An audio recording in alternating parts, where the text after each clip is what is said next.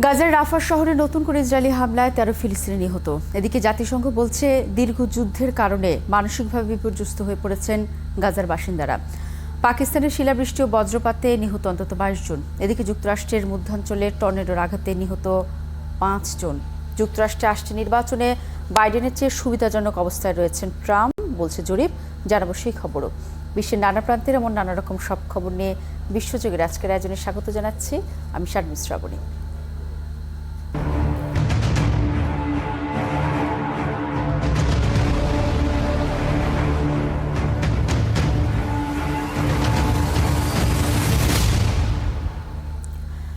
গাজার রাফা সীমান্তে ইসরায়েলি হামলায় শিশু ও নারীসহ অন্তত ২৭ ফিলিস্তিনি নিহত হয়েছেন।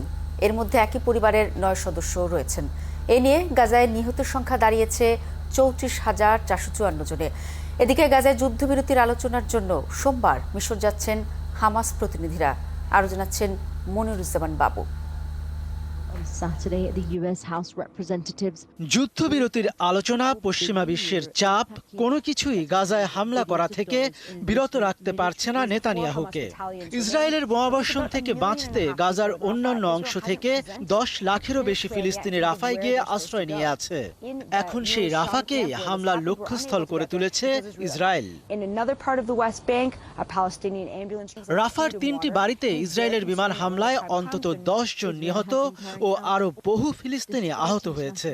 নিহতদের মধ্যে একটি পরিবারেরই ৯ সদস্য রয়েছে। ঘটনাস্থল থেকে একটি ছোট শিশুকে উদ্ধার করা হয়েছে। ধারণা করা হচ্ছে সে তার পরিবারের একমাত্র জীবিত ব্যক্তি। এদিকে ইসরায়েলের সঙ্গে একটি যুদ্ধবিরতি চুক্তির সম্ভাবনা নিয়ে হামাসের নেতাদের সঙ্গে আলোচনা করার জন্য উদ্যোগ নিয়েছে মিশর। কায়রোতে মিশরীয় ও কাতারের মধ্যস্থতাকারীদের সঙ্গে হামাসের প্রতিনিধিদের ওই আলোচনা শুরুর কয়েক ঘন্টা আগে রাফায় এই হামলা চালিয়েছে ইসরায়েল।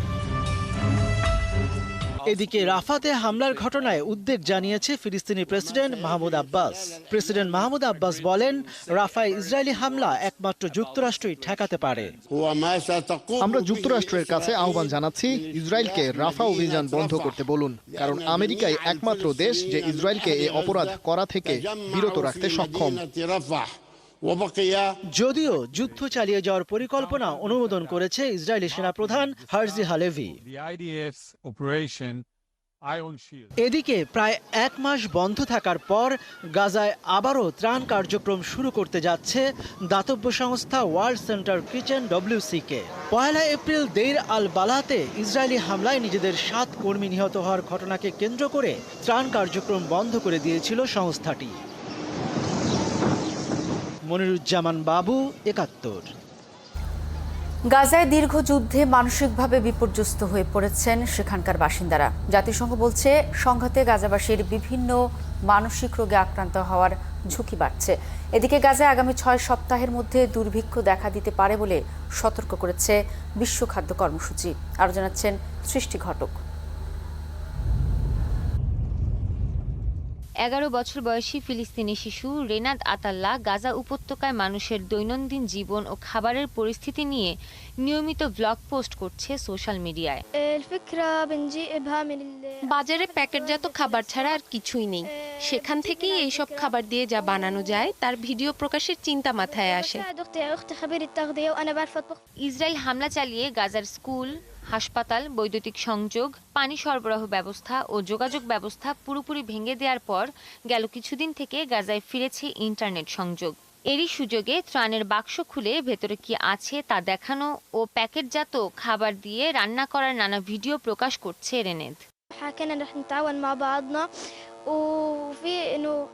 আমার বড় বোন পুষ্টিবিদ, ও আমাকে খাবার তৈরিতে সাহায্য করে। আমরা সাধারণত সপ্তাহে 2 দিন ভিডিও করি, কিন্তু সেটা নির্ভর করে বিদ্যুৎ ও ইন্টারনেট সংযোগ আছে কিনা সেটার ওপর। রেনেদের বড় বোন জানান, প্রিজারভেটিভ যুক্ত খাবার খেয়ে ইতোমধ্যেই গাজার অনেক শিশু ও অন্তঃসত্ত্বা নারী নানা রোগে আক্রান্ত হচ্ছে। গত 6 মাসে গাজার মানুষ যা খেতে পেরেছে তার বেশিরভাগই প্যাকেটজাত এবং উচ্চমাত্রায় প্রিজারভেটিভ যুক্ত খাবার। এসব খাবার খাওয়ার কুফল এরই মধ্যে মানুষ পেতে শুরু করেছে। القطاع خصوصا للأطفال للنساء الحوامل. বিশ্ব খাদ্য কর্মসূচি বলছে গাজায় আগামী 6 সপ্তাহের মধ্যে দুর্ভিক্ষ চরম রূপে আঘাত হানতে পারে। এদিকে প্রায় 7 মাস ধরে চলতে থাকা যুদ্ধে প্রাণ ভয়, স্বজন হারানোর বেদনা, ক্ষুধা, পিপাসায় বাস্তুচ্যুত গাজাবাসী মানসিকভাবে বিপর্যস্ত। নেই বিশ্রাম, দুশ্চিন্তা থেকে নেই একদণ্ডের মুক্তি। শিশু হোক আর বৃদ্ধ, বিষণ্ণ গাজার সবাই। এমন পরিস্থিতিতে সেখানকার বাসিন্দাদের নানা মনোরোগে আক্রান্ত হওয়ার ঝুঁকি বাড়ছে বলে জানিয়েছে জাতিসংঘ। সৃষ্টি ঘটক, ৭১। ইসরায়েলের প্রধানমন্ত্রী বেনিয়ামিন নেতানিয়াহু এবং তার সরকারের অন্য সিনিয়র কর্মকর্তাদের বিরুদ্ধে গ্রেফতারি পরোয়ানা জারি করতে পারে আন্তর্জাতিক অপরাধ আদালত আইসিসি। এই গ্রেফতারি পরোয়ানা নিয়ে নেতানিয়াহু চাপে রয়েছেন বলে জানিয়েছেন ইসরায়েলি বিশ্লেষক বেন কাসপিট। তিনি বলেন, নেতানিয়াহু ও অন্যান্য ইসরায়েলি কর্মকর্তাদের বিরুদ্ধে যেন আইসিসি গ্রেফতারি পরোয়ানা জারি না করে সেজন্য কূটনৈতিক যুদ্ধে নেমেছে তেল আবিব। তাদের সঙ্গে যোগ দিয়েছে যুক্তরাষ্ট্র। আন্তর্জাতিক বিচার আদালতে ইসরায়েলের বিরুদ্ধে গণহত্যার অভিযোগ রয়েছে। জানুয়ারিতে একটি অন্তর্বর্তীকালীন রায়ে তেল আবিবকে গণহত্যামূলক কর্মকাণ্ড বন্ধ করতে এবং গাজার বেসামরিক নাগরিকদের মানবিক সহায়তা দানের নিশ্চয়তা দেওয়ার ব্যবস্থা নিতে নির্দেশ দেওয়া হয়েছিল। বিশ্ববিখ্যাত হার্ভার্ড বিশ্ববিদ্যালয়ে ফিলিস্তিনি পতাকা উত্তোলন করেছেন বিক্ষোভরত শিক্ষার্থীরা। সম্প্রতি মার্কিন বিশ্ববিদ্যালয়গুলোতে গাজার সমর্থনে যে বিক্ষোভ শুরু হয়েছে তার জেরেই এই পদক্ষেপ নেয় শিক্ষার্থীরা।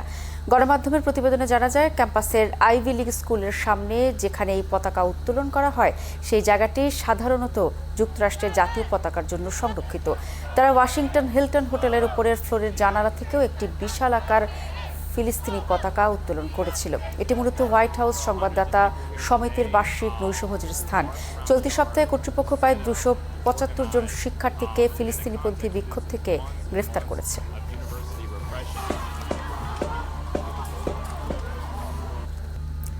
ভারতের মণিপুর রাজ্যের পশ্চিম ইম্ফল জেলায় মেইতেই ও কুকি সম্প্রদায়ের গ্রামরক্ষী বাহিনীর মধ্যে বন্দুকযুদ্ধ হয়েছে, তবে কোনো হতাহতের খবর পাওয়া যায়নি। স্থানীয় পুলিশ জানিয়েছে, কয়েক ডজন বন্দুকধারী কোকরেক গ্রাম লক্ষ্য করে নির্বিচার গুলি চালায়। কিছু গুলি গ্রামের বিভিন্ন ঘরবাড়িতে গিয়ে লাগে।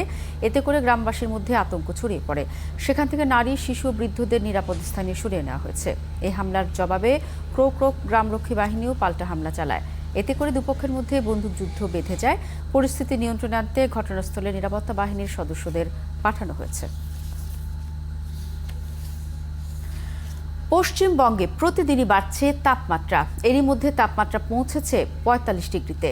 আগামী বৃহস্পতিবার পর্যন্ত পরিস্থিতি পরিবর্তনের তেমন কোনো সম্ভাবনা নেই।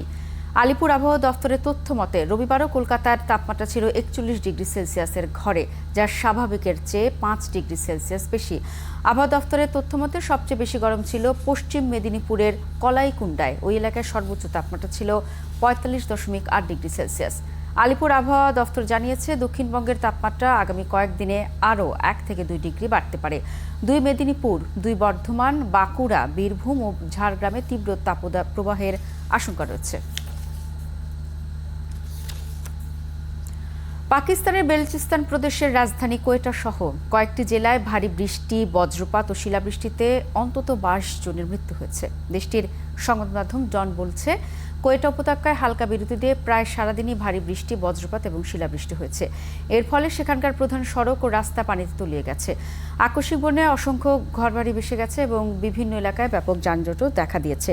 বেলুচিস্তানের বোলান নদী, নরিগস, মুলা নদী এবং অন্যান্য নদ নদীর বন্যার পানিতে উপচে গেছে। এছাড়া খাইবার পাখতুনখোয়া প্রদেশে গত ২ দিনেও প্রচণ্ড বৃষ্টিপাত হয়েছে। এতে অন্তত ৫ জনের মৃত্যু হয়েছে, আহত হয়েছে আরও ৮ জন।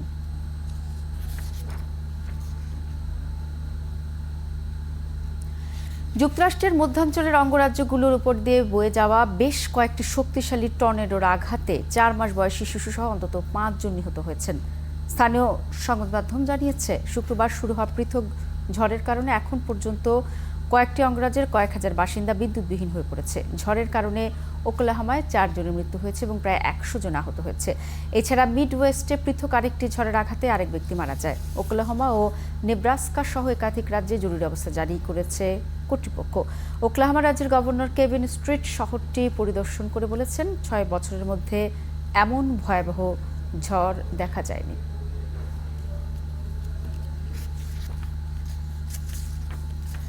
জাপানে গ্রীষ্মের অসহনীয় গরম ও বাড়তে থাকা তাপমাত্রায় শীতল ও নিরাপদ থাকতে তৈরি করা হয়েছে বৈদ্যুতিক পাখা বিশিষ্ট একটি জ্যাকেট।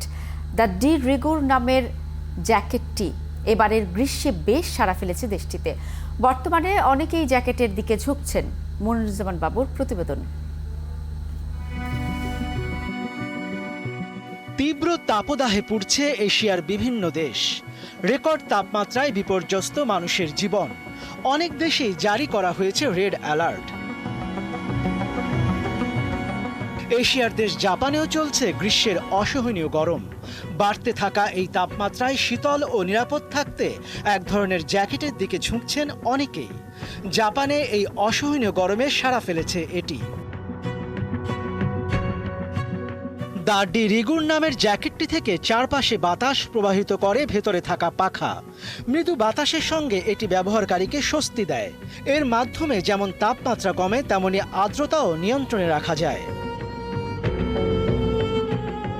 প্রকৌশলী হিরোশি ইশিগায়া এই জ্যাকেটের উদ্ভাবক।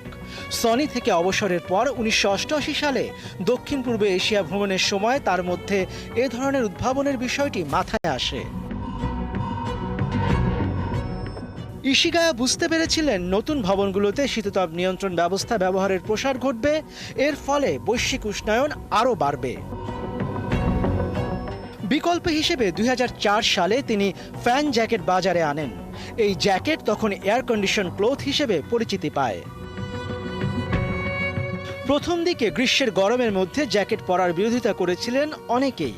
এর সঙ্গে জ্যাকেটের মডেলেও কিছু ত্রুটি ছিল। তবে 2009 সালের দিকে এই জ্যাকেট জনপ্রিয়তা পেতে শুরু করে। এরপর বিভিন্ন প্রতিষ্ঠান এই জ্যাকেট প্রস্তুত করতে জোর দেয়। 2015 সালে বৈদ্যুতিক যন্ত্রপাতি প্রস্তুতকারক প্রতিষ্ঠান মাকিতা ফ্যান জ্যাকেট প্রস্তুত করে। তারা বুঝতে পারে এই পণ্যের চাহিদা তৈরি হতে পারে।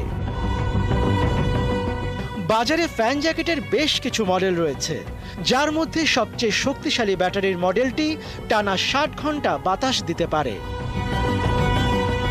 চাহিদার কারণে বর্তমানে বাজারে পর্যাপ্ত ফ্যান জ্যাকেটের সরবরাহ রয়েছে, যা শীর্ষ 100 পণ্যের তালিকার মধ্যে রয়েছে। মনিরুজ্জামান বাবু, 71। যুক্তরাষ্ট্রে আসছে নির্বাচনে বর্তমান প্রেসিডেন্ট জো বাইডেনের চেয়ে সুবিধাজনক অবস্থায় রয়েছেন সাবেক প্রেসিডেন্ট ডোনাল্ড ট্রাম্প। এমন তথ্য উঠে এসেছে সিএনএনের এক জরিপে।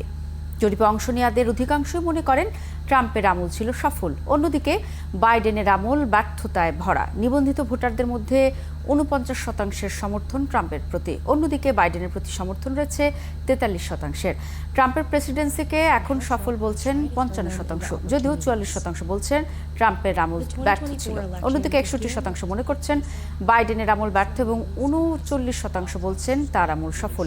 অন্যদিকে দুই প্রেসিডেন্টের অর্জন সম্পর্কে জানতে চাইলে 14% মনে করেন দুজনই ব্যর্থ, আবার 8% মনে করেন দুজনেই সফল।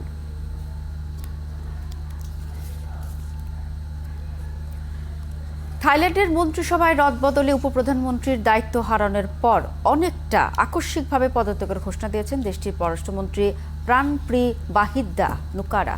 থাইল্যান্ডের প্রধানমন্ত্রী সেত্রা থাবিসির নেতৃত্বাধীন নতুন মন্ত্রিসভার অনুমোদন দিয়েছে থাইল্যান্ডের রাজা। মন্ত্রিসভার তালিকায় দেখা যায় প্রাণপ্রি কেবল পররাষ্ট্রমন্ত্রী হিসেবে তালিকাভুক্ত হয়েছেন। এর আগে পররাষ্ট্রমন্ত্রীর পাশাপাশি দেশটির উপপ্রধানমন্ত্রীর দায়িত্ব পালন করেছিলেন তিনি। মন্ত্রিসভার রদবদল এনে পররাষ্ট্রমন্ত্রী প্রাণপ্রি বাহিদ্দা নুকারাকে উপপ্রধানমন্ত্রীর দায়িত্ব থেকে সরিয়ে দেওয়া হয়েছে। এই গেজেট প্রকাশিত হওয়ার কিছুক্ষণের মধ্যে পররাষ্ট্রমন্ত্রীর দায়িত্ব থেকে পদত্যাগ করেন তিনি। ইউক্রেনের ডনেটস্ক অঞ্চলের নভোবাখমুতিভকা গ্রামের একটি গ্রাম দখল করেছে রুশ বাহিনী। গ্রাম দখলের বিষয়টি জানিয়েছে রুশ প্রতিরক্ষা মন্ত্রণালয়। তারা আরও জানায় ইউক্রেনের শহর চাসিব ইয়ারের কাছে একাধিক ইউক্রেনীয় পাল্টা আক্রমণ প্রতিহত করেছে রুশ বাহিনী। এর আগে ইউক্রেনের ডনেটস্ক অঞ্চলের আবদিভকা শহরে স্টেভভ, লাচেস্টোচাকাইন ও সেবেরান নামের 3টি গ্রাম দখল করেছে রাশিয়া।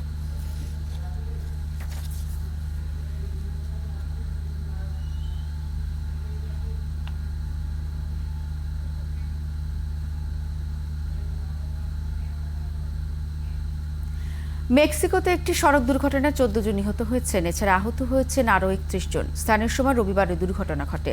মেক্সিকো রাজ্যের রাজধানীর উপকণ্ঠে এই দুর্ঘটনা ঘটেছে বলে নিশ্চিত করা হয়েছে।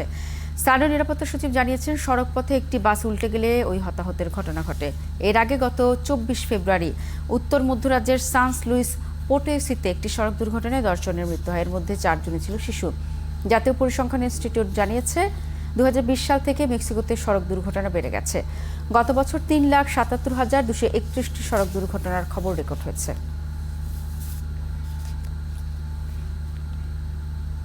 এতক্ষণ সাথে থাকার জন্য ধন্যবাদ। কাল একই সময় আবারও হাজির হব বিশ্বযোগে। সরাসরি সংবাদ অনুষ্ঠান দেখতে থাকুন 71-এর ফেসবুক পেজে এবং সাবস্ক্রাইব করুন 71-এর ইউটিউব চ্যানেল। 71-এর সাথেই থাকুন।